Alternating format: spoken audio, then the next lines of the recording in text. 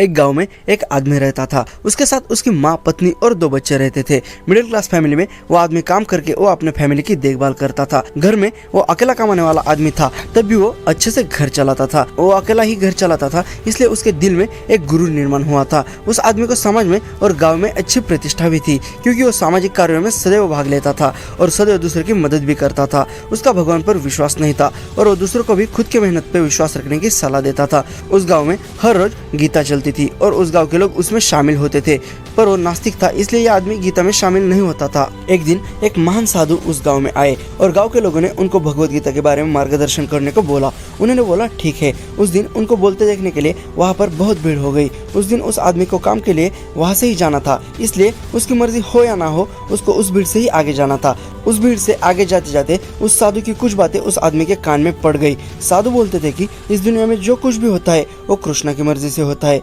इसलिए हमारी मर्जी हो या ना हो, हम रहे या ना रहे, तब भी सब चलता ही रहेगा। तुम तो बस एक बहाना हो और हम भगवान के एक साधन हैं। ये शब्द सुनकर वह आदमी हैरान हो गया। मैं मेरे फैमिली के लिए काम करता हूँ, उनको संभालता हूँ। इस सब का गुरूर होते आदमी को ये बात हैरान करने वाली थी। उसको पता था कि उसके घर में जो भी होता है वो सब उसके कारण ही होता है। उस आदमी के दिल में उसी टाइम उस साधु को चुनौती देने का ख्याल आया, पर बहुत लोग कथा सुन रहे थे और उनको कोई परेशानी ना हो इसलिए आदमी वहाँ से चला गया। पर उसको उस साधु से बात करनी थी, पर वो सही अवसर के इंतजार में था। वो रोज काम से घर लेट आता था। उस बात की वजह से वो टेंशन में था, इसलिए वो आदमी अपने काम से एक दिन दोपहर को ही घर के लिए निकला था। वो बात उसके दिल पे लगी थी और सीधा वो साधु जिधर रहते थे उधर पहुँच गया। जब वो साधु के पास गया तब उसने सीधा उनको सवाल किया कि तुमने सुबह ऐसा क्यों कहा था। तब साधु जी कहते कि मुझे समझ में आएगा कि आप कौन हो, तुमको मुझसे क्या मदद चाहिए।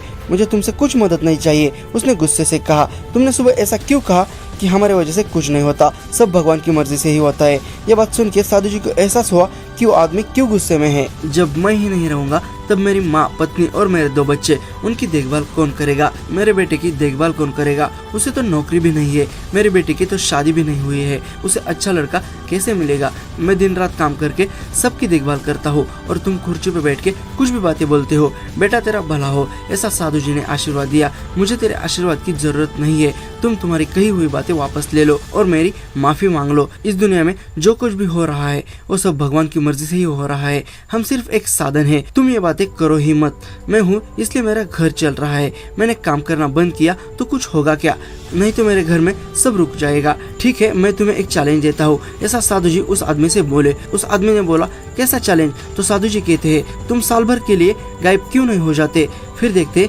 तुम्हारा घर चलता है या रुकता है। कुछ भी मत कहो, मैं कहीं नहीं जाऊंगा। ठीक है, तो तुम काम करते रहो। मुझे प्रूव करके दिखाना है कि तुम्हारे बाद भी तुम्हारा घर चलेगा। लेकिन मैं आपकी बात नहीं मानता तो चैलेंज को एक्सेप्ट कर ले और उसका एक्सपीरियंस ले ले। उस आदमी ने कुछ टाइम सोचा और मैं ही सही हूँ इसलिए उसने चैलेंज को एक्सेप्ट कर लिया। उसको कुछ भी करके साधु को गलत साबित करना था। ठीक है, अभी मुझको क्या करना है, तुम मेरे गाँव में आ जाओ, मैं तुम्हारी सब व्यवस्था करता हूँ। मैं तुम्हारे घर से संपर्क में रहूंगा। ठीक है, लेकिन आप मेरे परिवार के साथ बहुत अधिक संपर्क नहीं रखोगे या उनके काम में हस्तक्षेप नहीं करोगे। ठीक है, ऐसा साधु जी बोले। वो आदमी साधु के गांव में गया और वहाँ पे रहने लगा। उसके बाद में साधु जी ने उसके घर में बताया कि वो आदमी एक एक्सीडेंट में मर गया है और उसकी डेड बॉडी भी नहीं मिल रही है। ये सब सुन के उस घर को एक झटका ही लगा। उनके लिए ये सब अनएक्सपेक्टेड था। उनको क्या करना है कुछ समझ में नहीं आ रहा था। जैसा जैसा टाइम बीत गया वैसा वो आदमी घर जाने के लिए बेचैन हो रहा था। उसने कैसे भी करके आखिर 1 साल निकाल ही लिया। फिर वो साधु जी के पास गया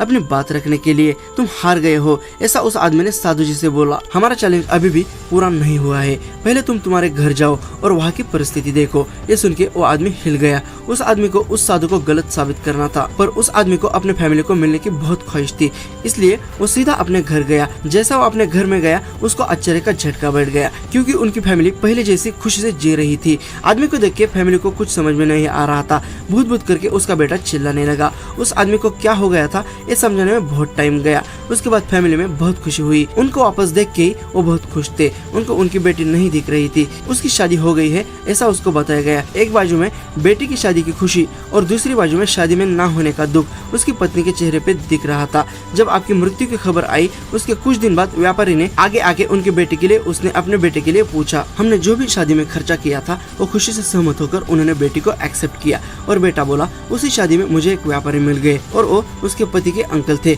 उन्होंने मुझे काम देने का प्रॉमिस किया, इसलिए मैंने हमारे फैमिली के लिए पैसे कमाए। इसके बाद और एक झटका बैठ गया। उस आदमी की माँ बोली कि ये सब भगवान की ही कृपा है, तू नहीं था तब भी सब अच्छे से हो गया। फिर उस आदमी के मन में कुछ शब्द ही नहीं बचे। वो आदमी घर में से भगवान की तस्वीर के आगे शरण हो गया। वो आदमी फिर से उस साधु जी के पास गया और उसने साधु जी की माफी मांगी। दोस्तों, दुनिया किसी के लिए भी रुकती नहीं है। अपना अपना काम करते रहो, टाइम वेस्ट मत करो। एक बार ये टाइम चला गया तो गया, फिर कुछ भी करके वो टाइम वापस नहीं आने वाला।